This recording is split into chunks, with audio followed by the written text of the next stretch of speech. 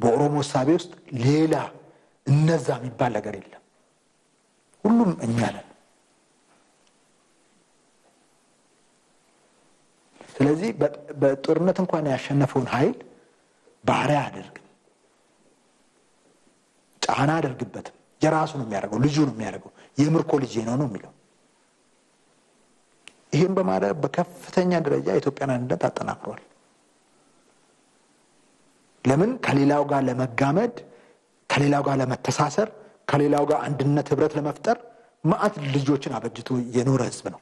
ከዚህ ማንነቱና ሐሳቤው ውጪ የኢትዮጵያዊ ማንነትን ከኦሮሞ ማንነት ነጥሎ ኢትዮጵያ ከሱ ውጪ እንደሆነች አድርጎ የማሳየት ከፍተኛ ስራ ተሰርቷል። ግን ጠላት ይህንን ለመስራት ጥረት ቢያደርግም በሚፈለገው ደረጃ የሚፈልገው ማሳካት አልቻለም። ተንኮታክቷል፣ ተሸንፏል። ይህ እሳቤ ከመስመር እንዲወጣ አድርጓል። ሁለተኛው ኃይል ደግሞ የኦሮሞን ህዝብ ከሌላው ህዝብ ነጥሎ በበታችነት ስሜት የማኖር ፍላጎት ነው። ኦሮሞ ኢትዮጵያዊነቱን እንዳይቀበል የማድረግ፣ ባህታዊነት እንዲሰማው የማድረግ፣ የማራቅ፣ የበታችነት ስሜት ውስጥ ሆኖ እንዲኖር የማድረግ፣ ኃላፊነቱን እንዳይወጣ የማድረግ፣ ተጠርጣሪ እንዲሆን ለማድረግ ከፍተኛ ዘመቻ ነው ያደረገው። በኢትዮጵያዊነት ስም የሚምለው ኃይል ከፍተኛ ስራ ነው የሰራው። ሁለቱ ኃይሎች የተቃረኑ ይመስሉሃል፣ ነገር ግን ተደጋግፈው አንድ ሆነው ነው ህዝቡን የማራቅ ስራ የሰሩት። ይሄኛው ትውልድ ይሄን ሰብሮታል፣ አልፎታል ይሄን። ስለዚህ ኢትዮጵያዊ ማንነት ኦሮሞነቱ እንደሆነ በጥልቅ የሚገነዘብ፣ ለዛ ደግሞ የሚያስፈልገው መስዋዕትነት የሚከፍል ነው። አባቶቹ በአድዋ ጊዜ ከፍሏል። እስካሁን በአውደ ውጊያ ሁሉ በጀግንነት ተሰልፎ የሚጠበቅበትን ለኢትዮጵያ መክፈል ያለበትን መስዋዕትነት እየከፈለ ያለ ህዝብ ነው። በኢኮኖሚው የሚጠበቅበትን ኃላፊነት በአግባቡ እየተወጣ ያለ ህዝብ ነው።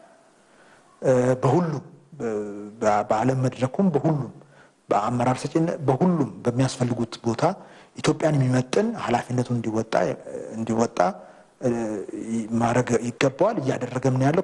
ከዚህ በኋላም ትልቅ ኃላፊነት ይጠብቋል። ሁለቱም ግን ኦሮሞን ህዝብ መነጠል ነው የሚፈልጉት። ይሄ ባለፉት ብዙ አስርት ዓመታት የሄደው ይሄ ነው። አሁን ይሄ ነው እየተስተካከለ የመጣው። ከዚህ በፊትም ኦሮሞ ህዝብ ግን ተነጥሎ ለኢትዮጵያ ግን ሁሌ መስዋዕትነት እንደከፈለ ነው። በኢትዮጵያዊነቱ ጥርጥር አልነበረው። የተዋጋውን ሰው እንኳን ሳይቀር የምርኮ ልጅ ብሎ የራሱ ልጅ የሚያደርግ ህብረተሰብ ነው። ትልቅ ፍልስፍና፣ ትልቅ እሳቤ ያለው ማህበረሰብ ነው። ስለዚህ ይሄንን ነው እንዲቀጥል፣ ቀጣይነት እንዲኖረው፣ መንገድ እንዲይዝ፣ መስመር እንዲይዝ እድል እየሰጠ ሄደው። ለውጥ ምዕራፉ አሁን 5 ዓመታትን አስቆጥሯል። ከ5ቱ ዓመታት ውስጥ በተለይም እስካሁን ባሉት ሂደቶች እመርታዎችም እንዳሉ፣ በእመርታው ልክ ደግሞ ተግዳሮቶችም እንዳጋጠሙ ይወሳል። በኦሮሚያ ተጨባጭ ሁኔታ እንዴት ያዩታል? ለውጥ ለግለሰብም ይከብዳል። አገር ሲሆን አገር ሆኖ ደግሞ እንደ ኢትዮጵያ አይነት ያለ ትልቅ አገር፣ ብዙ ታሪክ ያለው፣ ብዙ መሰረት ያለው አገር ሲሆን፣ በብዙ ውጣ ውረድ ውስጥ እዚህ የደረሰ አገር ሲሆን ለውጥ ራሱ ፈተና ነው።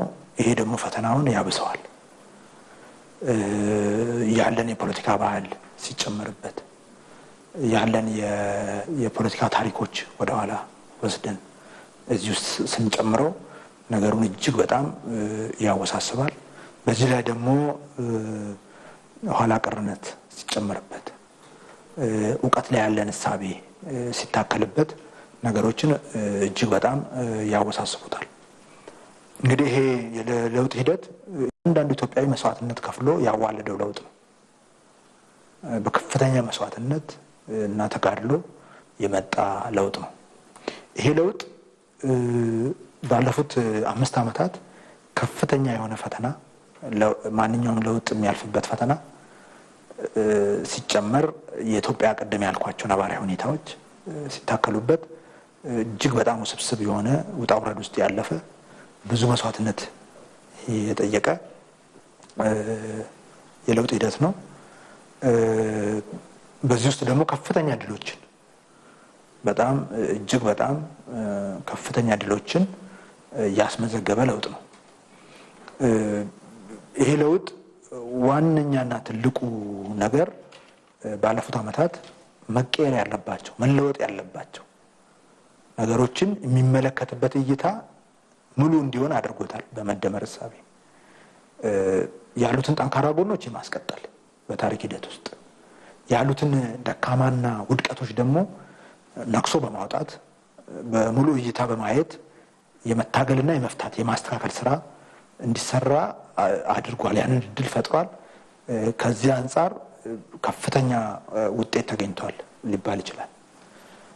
በሁለተኛ ደረጃ ሜቢ ሊነሳ የሚችለው የተቋማቶችን ለመቀየር አገር ለመቀየር እና ወዘተ ለሚያስፈልጉ ነገሮች የወጣ እሳቤዎችን ኢትዮጵያን ባህል ታሪክ መሰረት ያደረጉ በጣም የተጠናከሩ የዓለምን ነባራዊ ሁኔታ ግንዛቤ ውስጥ የከተቱ አገር በቀል እሳቤዎች መሰረት እንዲኖራቸው ለዚህ ደግሞ የሚያስፈልግ ፓርቲ የሚያስፈልግ አደረጃጀት የሚያስፈልግ ተቋም እንዲፈጠር እድል እየፈጠረ እዚህ ውስጥ ከፍተኛ ርብርብ የተደረገበት ከፍተኛ ውጤት የመጣበት ነው።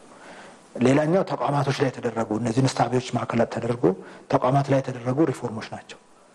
የጸጥታ ሴኩሪቲ ሴክተር ሪፎርሙ ላይ ከፍተኛ ለውጥ የመጣበት ከምንም ተነስቶ ትልቅ ቦታ የተደረሰበት ኢትዮጵያ ትልቅ አቅም እንዲኖራት የራሷን የቻለ አከርካሪ እንዲኖራት የማድረግ አቅሟ ጦርነት የመስራት አቅሟም ጦርነት የማስቀረት ጉልበቷም ጠንካራ እንዲሆን የማድረግ ስራ ተሰርቷል። በጠቅላላ በጸጥታ ተቋማት ዙሪያ ላይ የጀስቲስ ሴክተር ሪፎርሙ የዲሞክራሲ ተቋማቶች ላይ የተሰሩት ስራዎች ከህጎች ጋር ተያይዞ የተሰሩ ስራዎች ከኢኮኖሚ ተያይዞ የአገር በቀል ኢኮኖሚክ ማሻሻያዎች የታዩበት ሂደቶች እነዚህ ሁሉ ከፍተኛ ለውጥ ናቸው ሊባሉ ይችላሉ።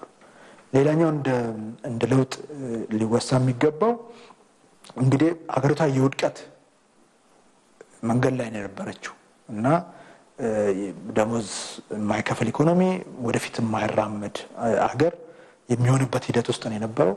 ያ እንዲገታ ጠንካራ ኢኮኖሚ ሪዚሊያንት የሆነ ኢኮኖሚ የጥፋት አቅጣጫው እንዲቆም ተደርጓል። የብሔር ማንነቱ ወደ ጫፍ ሄዶ ኢትዮጵያዊ ማንነት በጣም ከፍተኛ ደረጃ ተዳክሞ የነበረው ያ እንዲፈታ አድርጓል። አንዱን የቤት ልጅ ሌላውን ባተዋሪ ያደረገ የፖለቲካ ምህዳር ነው የነበረው። ያ እንዲስተካከል ሁሉም የኢትዮጵያ ብሔር ብሔረሰቦች እኩል ተሳትፎ እንዲኖራቸው ያደረገበት ለዚህም የፓርቲው ላይ የተደረገው ስራ ወዘተ ከፍተኛ ውጤት ያመጣበት የሽቁልቁለት ጉዞውንም የተገታበት ቅድም ያልኳቸውን ደግሞ ምርታዊ ውጤቶች በከፍተኛ ደረጃ እንዲመጡ እድል የከፈተበት ነው። በአገር በቀል ኢኮኖሚ ማሻሻያውም ከፍተኛ ውጤት ከፍተኛ ድል እንዲመዘገብ ያስቻለ ነው ማለት ነው። ይሄ ለውጥ ከፍተኛ የሆነ ርብርብ እንዲቀለበስ ተደርጎበታል። ገና ፍሬ ሳያፈራ መሬት ሳይረግጥ እናስቀረው ተብሎ የሚቻለውን ሁሉም ኃይል ከውስጥም ከውጭም ተደራጅቶ ሰርቷል። ሁሉም አልቻለም። ሁሉም በየፊናው ታንኮታክቷል። ይህንን በማድረግ የኢትዮጵያ ሕዝቦች ለውጥ በከፍተኛ ደረጃ ወደፊት እንዲራመድ እድል ከፍቷል። ይሄ ሲባል እንግዲህ ይሄ ለውጥ ሶስት መሰረታዊ ኃይሎች አሉት ብዬ ነው የማምነው በግሌ። አንደኛውና ዋነኛው አመራር ነው። ይሄ ለውጥ አመራር አለው። ከክቡር ኢፌዴሪ ጠቅላይ ሚኒስትር ዶክተር አብይ የዓለም የሰላም ሎሬት ከሆኑት ጀምሮ በየደረጃው ለዚህ ለውጥ መስዋዕትነት የሚከፍል ለዚህ ለውጥ ሲባል ዋጋ የሚከፍል ከነጉድለቶቹ ከፍተኛ ርብርብ ያደረገ አመራር ያለው ኃይል ነው። ክቡር ጠቅላይ ሚኒስትር የፓርቲያችንም ፕሬዝዳንት ባለፉት ጊዜያቶች ውስጥ ከተለመደው እሳቤ ኢትዮጵያን የማውጣት የማላቀቅ አዳዲስ እሳቤዎች፣ አዳዲስ አሰራሮች፣ አዳዲስ ባህሎች እንዲተከሉ የማድረግ የኢትዮጵያን አቅሞች የማውጣት ጥርት ያለ እሳቤ መሪ ካለ ጥርት ያለ እሳቤ ካለው ነው መሪ። አሁን ኢትዮጵያ ወዴት እንደምትሄድ የት እንዳለች ምን መንገድ ውስጥ ማለፍ እንዳለበት ግልጽ የሆነ እይታ አለ። ወጀቡ ቢኖርም እሳቱ ቢኖርም የሚያወናብዱ ነገሮች ቢኖሩም እዚህ ውስጥ አልፎ የሚሄድ ጥሩ ሁኔታዎችን ብቻ የሚመራ ሳይሆን ፈተናዎችን የሚመራ ጥሩ ድሎችን የሚጠቀም ብቻ ሳይሆን ፈተናዎችን እንደ ድል አድርጎ ገልብጦ የሚጠቀም ለዛም ያስፈልገውን አመራር የሚሰጥ ለኢትዮጵያ ስትፈተን ደግሞ ለኢትዮጵያ ራሱ መስዋዕት የሚያደርግ ጦር ሜዳ ሄዶ ጦር የሚያዋጋ ለመስዋዕትነት ራሱን ያዘጋጀ የሚቆም የጠፋ ቀን ቆሞ የሚያሳይ በመንገድ ላይ ባሉ ሁኔታዎች ሳይያዝ የመጨረሻውን ግብ አይቶ ለሱ የሚጸና ጸንቶ የሚፈለገውን መስዋዕትነት የሚከፍል ባሉ ውጣ ውረዶች ሸብረክ ማይል አከርካሪ ያለው ጽናት ያለው ኢትዮጵያን ያስቀደመ አመራር አለ እና ይሄ ለውጥ ከፍተኛ ማዕበል ውስጥ መርከቧ እየቀዘፈች ወደፊት እንድትሄድ የመጡት ማዕበሎች አንዳንዴ አንድ ማዕበል አንዳንዴ ሁለት ሶስት በታትኖት መርከቡን መንገድ ላይ ያስቀረዋል ሲባል ማይስማማ ማዕበል ከያምጣጫው እንኳን ሲመጣ እነዛ ውስጥ ሁሉ ነርቶ ወደፊት የሚያስኬድ መሪ የተጎናጸፈችበት ለዛም ሲባል አይቻልም ተብሎ የሚታሰብ ውጤቶች የተገኙበት በዚህ ጦርነት ኮቪድ እያለ ዓለም በዚህ ደረጃ እየተሽመደመደ ኢትዮጵያ ኢኮኖሚ አይኤምኤፍም ወርልድ ባንክ ሙሉ ተስማምቶበት እያደገ ነው ያለው የኢትዮጵያን አቅሞች በከፍተኛ ደረጃ እንዲወጣ የተደረገበት ምንም የሌለውን ተቋም ባዶ የነበረውን ተቋም ኃያል ማድረግ እና የኢትዮጵያ መከታ እንዲሆን የማድረግ ስራ የተሰራበት ስለዚህ አመራር ነው ዋናው ይሄ ለውጥ በዚህ ደረጃ እንዲመጣ ያደረገው ትልቁ አቅም የሆነው አመራር ከአሳብ ጥራት ጋር አመራር ከቁርጠኝነት ጋር አመራር በትንሽ ነገር ካለ መጥገብ ለትልቁ ነገር አቅዶ አስቦ ለመስራት ኢትዮጵያን የሚመጥናት ነገርን በአግባቡ የመረዳት በጥልቅ የመረዳት ከስሜት በላይ በሆነ ነባራዊ ሁኔታን ከሁኔታ ያስገባ በትናንሽ ሁኔታዎችም ደግሞ የሚፈታ ሳይሆን ትልቁን ዓላማ ኢትዮጵያ ልትደርስበት የሚገባ ኢትዮጵያ ልትመስለው የሚገባውን ነገር ለማምጣት ለዛ የሚያስፈልጉ መስዋዕትነት ከፍሎ ወደፊት የሚሄድ ላትን መሪ ቤት ስለሆነች ከፍተኛ ውጤት የተመዘገበበት አንዱ ምክንያት ይሄ ነው የሚላለኝ ሁለተኛ ይሄ ለውጥ ህዝብ አለው ከመሪ ቀጥሎ ህዝብ አለው ህዝብ ያለው የኢትዮጵያ ህዝብ በጣም ጥበበኛ ህዝብ ነው ለሀገሩ ከፍተኛ ፍቅር ያለው ሲመጣ የህይወት መስዋዕትነቱን የሚሰጥ ለበቂ ስልጠና እሳት ውስጥ ተማግዶ ሀገሩን ለማዳን በህይወት መስዋዕትነቱ ለነገው ለልጆቹ ለትውልዱ ሲል ለሀገሩ ሲል ከፍተኛ መስዋዕትነት የሚከፍል ባሉ የኢኮኖሚ ጫናዎች የማይፈታ የተቀመጡትን የልማት ግቦች ሁሉ ወስዶ ቀን ከሌት እየተጋ የሚሰራ የሚለፋ መስዋዕትነት የሚከፍል ትጉ ህዝብ ሰራተኛ ህዝብ አስተዋይ ህዝብ ሃይማኖተኛ የሆነ ህዝብ ባለቤት ስለሆነች ሀገራችን ይሄ ለውጥ በዚህ ደረጃ ሊሄድ ይችላል አንዳንድ ሀገሮች ቢሆኑ መርከቡ በዚህ ደረጃ ሊጓዝ አይችልም ግን በዚህ 5 አመት ውስጥ ከፍተኛ የሆነ ለውጥ ህዝቡ አስመዝግቧል መንግስት በክቡር ጠቅላይ ሚኒስትሩ ኢኒሺዬቲቭ ስንዴ ሀገር ውስጥ አምርተን ሀገር ውስጥ እንተካ ተብሎ በተቀመጠው አቅጣጫ የኢትዮጵያ አርሶ አደር ከጫፍ ጫፍ ተንቀሳቅሶ በ2 አመት ውስጥ አሳክቶታል አሁን ዘንድሮ ስንዴ ኤክስፖርት ለማድረግ እየተረባረበ ነው ያለው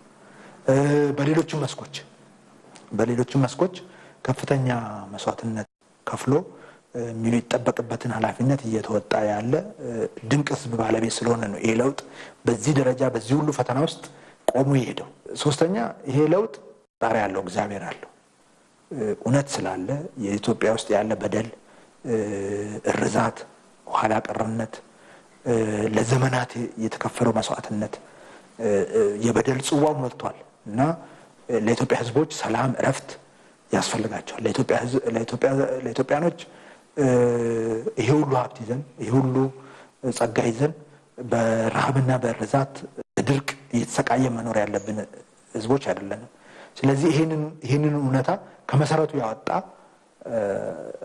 ነገር ነው ያለውና ፈጣሪ አግዞናል በብዙ መንገድ ረድቶታል ለውጡን አይቻልም አይታለፍም በቃ አበቃ ሲባል ሁሉ ፍሬ ያፈራ ውጤት ያመጣ ወደሚፈለገው ደረጃ እያደገ የሄደበት ሂደት ነው ያለው ጸረ ዲሞክራሲን በዲሞክራሲ መተካት ቀላል ስራ አይደለም ድህነትን በብልጽግና በኢኮኖሚ ልማቶች መተካት ቀላል፣ ድንቁርናን በተማረ በእውቀት መተካት ኋላ ቀርነትን በማዘመን ሂደት ውስጥ መክተት ቀላል ጉዳይ አይደለም። የክልላችንን መንግስት በዚህ ሂደት ውስጥ ነው የሚታየው። በዚህ ሂደት ውስጥ ለውጡ ወደሚፈለገው ደረጃ እንዲሄድ ተገቢ ሚናውን እንዲጫወት የማድረግ ስራ የክልሉ አመራር የክልሉ ህዝብ ተረባርቦ ሲሰራ ቆይቷል። ባለፉት ዓመታትም ጥሩ ውጤቶች ሊባሉ የሚችሉ ተስፋ ሰጪ የሆኑ ውጤቶች ታይተዋል። እንግዲህ ይሄ ለውጥ ኢትዮጵያ ለሶስት ነገር ምቹ እንደሆነች ግልጽ አድርጎ አሳይቷል። አንደኛ ለለውጥ ምቹ የሆነች ሀገርና ለውጥን ማስተናገድ የምትችል ሀገር እንደሆነች በግልጽ ያሳየ፣ ሁለተኛ ብልጽግና በሩቅ የምናየው ሳይሆን በተግባር ልናረጋግጠው የምንችል፣ ለዚህ ደግሞ በቂ ጸጋ፣ በቂ አቅም፣ በቂ ጉልበት፣ በቂ እሳቤ፣ በቂ አመራር ያለን ህዝቦች መሆናችንን ለዚህም የሚያስፈልገው ነገር መስራት እንደምንችል ብልጽግና እንደሚቻል በተግባር የታየበት፣ ህዝቡም አመራሩም ደግሞ ተቀናይቶ አይቻሉም የሚባሉ ነገሮችን ማድረግ የሚችል ጽኑ ህዝብ መሆኑን የተረጋገጠበት ሂደት ነው ማለት ነው። ስለዚህ እዚህ ላይ ጠንከር ተብሎ የነሳዩ ወጣ ሁኔታዎቹን ይዘን ወደፊት ስኬቶችም እንደተመዘገቡ ነው የተናገሩትና በምርጫው ማግስት በተለይ ባለፉት 1 ዓመት ተኩል የታዩ ስኬቶች ከ5 ዓመቱ እቅድ አንጻር ሲታይ እንዴት ይገመግሙታል? በእኛ ክልል አንጻር አንድ እሳቤ አለን። 25 ዓመትን እንደ 5 ዓመትን እንደ 25 እንጠቀም የሚል 5ን እንደ 25 የሚል እሳቤ አለን። ይህን እሳቤ ለማድረግ የተነሳንበት ዋነኛው ምክንያት ብልጽግናን በተለመደው አካሄድ ብልጽግና ማረጋገጥ አይቻልም። በተለመደው መንገድ ማረጋገጥ የሚቻል ነገር ቢኖር ድህነትን፣ በተለመደው መንገድ ማረጋገጥ የሚቻል ቢኖር ኋላ ቀርነትን፣ የነበረው ሁኔታ ነው የምናስቀጥለው። በተለመደ መንገድ ያልተለመዱ መንገዶች፣ ያልተለመዱ እርምጃዎች፣ ያልተለመዱ እቅዶች፣ ያልተለመዱ ተግባሮች ያስፈልጉናል። ያን ካረግን ብቻ ነው ብልጽግና ማረጋገጥ የምንችለው። ድህነት መራብን እና አለማሰብን እና ከዛ በኋላ የሚመጣውን ትሩፋቱን ለመሸከም አደጋውን ለመሸከም መዘጋጀት ብቻ ነው የሚጠይቀው። ብልጽግና ግን ማሰብን፣ መልፋትን፣ መስራትን፣ መስዋዕትነት መክፈልን ይጠይቃል። እንደዚሁ የሚሳካ ጉዳይ አይደለም። የጸኑ ህዝቦች ናቸው ብልጽግናቸውን ያረጋገጡት፣ አንድነታቸውን ያረጋገጡት። ሳይፈተን ብልጽግናን ያረጋገጠ ሀገር የለም። አንድነቱን ያጠናከረ ዓለም ላይ የሚገባውን ቦታ ያገኘ ህዝብ የለም። ፈተናውን የተቋቋሙት ናቸው። በፈተናው ሸብረክ ያሉ የተፈቱ ጉልበታቸው የተፈታ ሀገሮች ተፈትነዋል፣ ትናንሽ ሆነዋል። በፈተና ውስጥ ከፈተናው ተምሮ የጠነከሩ ሀገሮች በአጭር ዓመታት ውስጥ ሌላ ኃያል መሆን እንደሚችሉ፣ በአጭር ጊዜ ውስጥ ፍላጎቶቻቸው ማሳካት እንደሚችሉ ለዓለም አሳይተዋል። ስለዚህ ያንን ማድረግ የሚችል መንገድ መከተል ያስፈልጋል።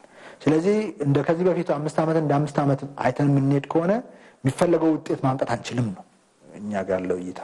ብልጽግና ማረጋገጥ አንችልም፣ የብልጽግና ሀሳቦችን ማረጋገጥ በተግባር አንችልም ነው። እንግዲህ እንደኛ ክልል ካሌለ ነገር ውስጥ ነገሮችን ማውጣት የሚችል ብቃትና እይታ ይጠይቃል። እሱን ማዕከል አድርጎ ደግሞ ኢኒሼት ማድረግ መጀመር፣ አዲስ እርምጃ መውሰድ ይጠይቃል። ያንን የወሰዱትን እርምጃና የመጣ ውጤት ላይ ቆመው ደግሞ ኢምፕሩቭ እያደረጉ መሄድን ይጠይቃል። ይህን ስራ ያስፈልጋል። ከዚህ አንጻር እንግዲህ የኛ ክልል 3 የልማት አቅሞችን ነው የለየ ነው። እነዚህ 3 የልማት አቅሞች አቀናይተን ኦሮሚያ ውስጥ ብልጽግናን ማረጋገጥ ይቻላል። ኢትዮጵያን በደንብ ማጽናት ይቻላል። ከዚህ በፊት የተለመደው መንግስት የመንግስት በጀት ላይ ነው። የመንግስት በጀት ደግሞ አብዛኛው የሚያልቀው በስራ ማስኬጃ ነው። በእኛ ክልል ምንድነው የወሰነው? በመንግስት በጀት አንጻር 3 ነገር ነው የወሰነው። አንደኛው አቅም የመንግስት በጀት ስላለ አንዱ የመንግስትን ገቢ ማሳደግ የሚል የክልላችን ገቢ 16-17 ቢሊዮን የነበረው አምና 56 ቢሊዮን ነው ያሳካ ነው። ዘንድሮ 78 ቢሊዮን ለማሳካት እየሰራን ያለ ነው ገቢን ጨምር በሚል አቅጣጫ። ይሄ ከፍተኛ እምርታ ለውጥ ያመጣ ውጤት ነው። ሁለተኛ ከመንግስት በጀት አቅም አንጻር ምንድነው ያለው? የመንግስት በጀት እናሳድግ። እሱን ደግሞ ለሪከረንት በጀት ሳይሆን ለካፒታል ፕሮጀክቶች እንዲውል ለኢኒሼቲቮች መዋል እንዲችል ለአዳዲስ እርምጃዎች መዋል እንዲችል እናድርግ የሚል ነው። ስለዚህ ቅጥር የሚባል ነገር አስቀረን። 3 ነገር ብቻ ላይ ሰው እንዲቀጠር መምህር፣ ሕክምናና ጸጥታ አካል። እዛ ውጭ ያለውን ባለው ኃይል እንስራል። ይሄ በከፍተኛ ደረጃ የውጭ እድገታችንን ቀነሰው። ያገኘነውን የገቢ እድገትና የበጀት አቅሞች ደግሞ ለኢኒሼቲቮች እንዲውሉ አደረገ። አሁን ለስንዴ ለምንለው ለፓምፕ፣ ለትራክተር፣ ለፕሮጀክቶች፣ ለትምህርት ቤቶች፣ ለተለያዩ ኢኒሼቲቮች በከተማም በገጠርም ለያዝናቸው አዳዲስ እርምጃዎች እንዲውሉ ለዛ እንደ ፕሮጀክት እንዲያገለግሉ ተጠቀምንበት ማለት ነው። ይህም በማድረግ ባለፉት ዓመታት 68 ቢሊዮን ምናምን የነበረው የክልሉ በጀት ወደ 158 ቢሊዮን እንዲያድግ ሲያድግ ደግሞ ለሚፈለጉ ኢኒሼቲቮች እንዲውል የማድረግ ነው። ከዚህ ውስጥ ወጪ ቁጠባ መስመር እንዲይዝ ማድረግ ነው። ስለዚህ የመንግስትን አቅም ሰብሰብ አድርጎ ለዚህ ዓላማ እንዲውል የማድረግ ስራ ነው አንደኛው የተሰራው። ሁለተኛው የቤተሰብ ብልጽግና የሚል እሳቤ ነው። ቤተሰብ ካልበለጸገ በስተቀር ክልሉ ሙሉ ሊበለጽግ አይችልም። ኢትዮጵያም ልትበለጽግ አትችልም። የዜጎቿ የቤተሰቦቿ ብልጽግና ነው የኢትዮጵያን ብልጽግና የሚያረጋግጠው። ቤተሰብ ውስጥ አንድ አርብቶ አደር ቤት፣ አንድ አርሶ አደር ቤት ወይ ከተሜ ቤት ድህነት ብቻ አይደለም ያለው። መሬት አላቸው፣ ሶሻል ካፒታል አላቸው፣ ከፍተኛ የሆነ ተሞክሮ አላቸው፣ የተማረ ልጆች አሏቸው በዚህ ዘመን። ስለዚህ ይሄንን አቀናይተን እንዴት ወደ ኢኮኖሚ አቅም እንቀይረዋለን ነው ቤተሰቡን። እዚህ ላይ ኢኒሼቲቮቹ ይሄንን የሚገፉ እንዲሆኑ ስንዴ ኢኒሼቲቭ ፓምፕ በማቅረብ ዘር በማቅረብ እንገፋለን እንጂ የሚያርሱ አርሶ አደሩን አርብቶ አደሩ ነው ከተሜው ነው። የሌማት ትሩፋትን እናቅዳለን ኢኒሼቲቮቹን እንሰራለን እንጂ አርሶ አደሩ ነው የሚሰራው። እሱ ግን ጥቅሞቹን እንዲያቅና እንዲሰራ የማድረግ ስራ እንዲሆን ነው። እሱ ላይም 3 ነገሮችን ማቀደን የሰራ ነው። አንደኛ በአግባቡ አቅሞቹን ማዕከል ያደረገ የመንግስትን እገዛ መሰረት ያደረገ እቅድ እንዲኖረው እያንዳንዱ ቤተሰብ። ሁለተኛ ቀን ከሌሊት እንዲሰራ በመስዋዕትነት ያቆያትን ሀገር ያቆየውን ቤተሰቡን በላቡ ደግሞ ብልጽግናውን እንዲያረጋግጥ በላቡ እንዲቀየር የማድረግ በላቡ ህይወቱን ወደ ላቀ ደረጃ እንዲወስድ የማድረግ ስራ እንዲሰራ የማድረግ ነው። ሶስተኛ ያመረተውን ደግሞ እንዲመገበው ብቻ ሳይሆን እንዲቆጥብ ወደ ኢንቨስትመንት እንዲሻገር ለዚህ ምቹ የሆኑ አሰራሮችን ህጎችን ነው እንድንከተል ያደረግነው ማለት ነው። ይህን በማድረግ ቤተሰብ ውስጥ ያለውን አቅም የማውጣት እያንዳንዱ ቤተሰብ ካልተንቀሳቀሰ እያንዳንዱ ዜጋ ካልተንቀሳቀሰ በስተቀር የሚፈለገው ውጤት መምጣት አይችልም። ስፔሻሊ ደግሞ እንደ ቤተሰብ የፋሚሊ ቢዝነሶች መጀመር አለባቸው። የቤተሰብ አቅሞች እየተፈጠሩ መሄድ አለባቸው። እዛ ላይ ማዕከል አድርገን ከፍተኛ ርብርብ ነው ያደረግነው። ከፍተኛ ንቅናቄ ነው እየተፈጠረው። ሶስተኛው የሶሻል ካፒታል ነው። ህብረተሰባችን ያለውን እሴቶች፣ ባህሎች የመጠቀም ጉዳይ። የኦሮሞ ህዝብ እኔን አያውቅም፣ እኛ ነው። ኦሮሞነት እኛነት ነው፣ ሌላ ነገር የለው። ሰላሙ የኛ ነው፣ ጉዳት የኛ ነው፣ ልማት የኛ ነው። ገዳ ይሄን ነው የሚያስተምረው። የገዳ እሴቶች እነዚህ ናቸው። ግለኝነትን፣ ግላዊነትን፣ እኔነትን አይደለም ያቀነቅነው፣ እኛነትን ነው። እኛነቱ ደግሞ ዩኒቨርሳል ነው። ስለዚህ ከነዛ እሴቶች የመነጩ አዳዲስ እሳቤዎች ነው ያመጣነው፣ ከገዳ ስርዓት የመነጩ። ለምሳሌ የዜግነት አገልግሎት የሚባል የዜግነት አገልግሎት የሚባለውን ለጋራ ልማት እንዲውል ብለን ህግ አወጣን። የዜግነት አገልግሎት ወይ ተጃጅለ ለሙማ የሚባለው 5 መሰረታዊ ፕሪንሲፕሎች አሉት። አንደኛው ወደ ቀድሞ ማንነታችን እንመለስ ነው። ከማንነታችን ተነጥለናል፣ ወይ ኮሚኒስት አለን ወይ ካፒታሊስት አለን ወይ ምናምን አለን። ወደ ራሳችን ማንነት እንመለስ፣ አንዱ ይሄ ነው። ሁለተኛው ቀን ከሌሊት እንስራ። ህዝቡ ታታሪ ነው፣ ግን ይሄንን እናጽና፣ ጠንክሮ እንዲሰራ እናደርግ፣ ቀን ከሌሊት እንዲሰራ እናደርግ ህዝቡ። ሶስተኛ ተወዳዳሪ መሆን አለበት ነው፣ ሰው ተወዳዳሪ መሆን አለበት። አራተኛ ንጽህና፣ የአስተሳሰብ የአካባቢ ወዘተ ንጽህና። አምስተኛ ትብብር፣ ያለ ትብብር የትም አይደረስም። እነዚህን 5ቱን ፕሪንሲፕል ማዕከል ባደረገ የኦሮሚያን ልማት እያንዳንዱ ኦሮሚያ ውስጥ ያለ ህዝብ አንድ ሆኖ ተረባርቦ እንዲሰራ ነው ያለው። በዚህ ባለፉት ዓመታት ከመንግስት በጀት የበለጠ ስራ ተሰርቷል። ለምሳሌ አንድ ምሳሌ ብቻ ልውሰድ። የኢትዮጵያ ትምህርት ውድቀት የሚጀምረው ከቅድመ ትምህርቶች ጋር የሚያያዝ ነው፣ የኬጂ የሚባለው። ይሄንን የኦሮሚያ ትምህርት ቢሮ የዛሬ 4 ዓመት አጥንቶ አመጣ እና የኦሮሚያ ውስጥ ያለውን የኬጂ ትምህርት ችግር ለመፍታት 47 ቢሊዮን ብር እቅድ አቀረበ። ይሄን ካልፈታን በሚቀጥለው 10-20 ዓመታት ትምህርት ላይ ያለውን ስብራት ማዳን አንችልም የሚል ድምዳሜ ወሰደ ትምህርት ቢሮ። ትክክል ነበር ትምህርት ቢሮ። ነገር ግን ክልሉ 47 ቢሊዮን መድቦ ኬጂ መስራት አቅም የለውም። ካልኩሌት ሳደርገው 12 ዓመት ይፈጅብናል። ይህን ጉዳይ ወደ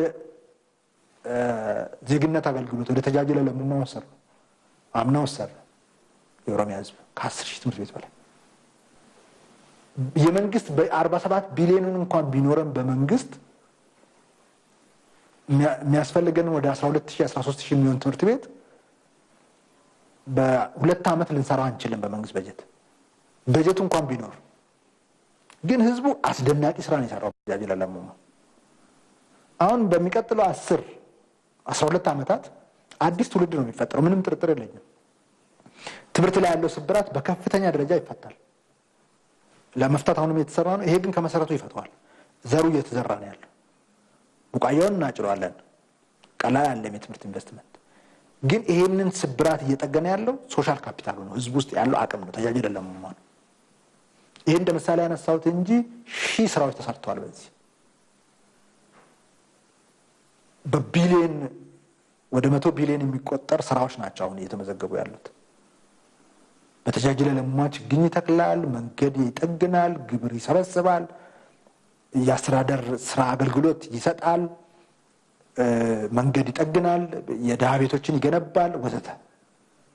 ሁሉም ሴክተር ውስጥ የዜግነት አገልግሎት እንደ አንድ ዋነኛ የልማት አቅም የጋራ የምንለውን የወሎ የምንለውን አቅም እንዲጠቀም አድርገናል። ሌላው የባህላዊ ፍርድ ቤት ጉዳይ ነው። መደበኛ ፍርድ ቤቶች የሰሩት ስራ አለ፣ ግን ከህዝቡ ባህልና ሴት የተነጠሉ ናቸው። የፈረንጅን የህግ አሰራር ነው ኮፒ ያደረግ ነው፣ ያስፈልገናል፣ ግን ሙሉ አይደለም። ራሳችን ደግሞ የፍትህ አሰጣጥ ባህል አለን እና ይሄ ባህላዊ ፍርድ ቤቱ የሽምግልና ስርዓቱ ህግ እንዲኖረው አደረግን። በጨፌ ኦሮሚያ ህግ እንዲወጣበት አደረግን። አሁን በየቀበሌው ከአንደኛ ደረጃ ፍርድ ቤቱ ወደ ቀበሌ እናወርድ ብንል ኦሮሚያ 30-40 ቢሊዮን ብር አይበቃም። ይሄን ህግ አውጥተን ህዝቡን አወያይተን በመጀመራችን ብቻ ምንም ሳናወጣበት ህዝቡ ከጫፍ ጫፍ ወጥቶ ፍርድ ቤቶቹን አቋቋመ። ፍርድ ቤቶቹ ማቋቋም ብቻ አይደለም፣ ሰበር ሰሚ ችሎት ድረስ ደርሶ የነበሩ ጉዳዮችን መፍታት ጀመረ። ምክንያቱም ዋናው ፍርድ ቤት አንድ አባገዳ እንዳሉት ዋናው ፍርድ ቤት ምስክር ነው ያለው፣ እግዚአብሔር የለውም አሉ። የባህላዊ ፍርድ ቤት ግን እግዚአብሔር አለው፣ ፈጣሪ አለው፣ ባህል አለው አሉ። ሶ እውነት እንድትሰርቭድ እንድትሆን እድል የከፈተበት ሂደት ነው ያለው። ከዛ ውጭ ግን ዋነኛው ነገር እሴት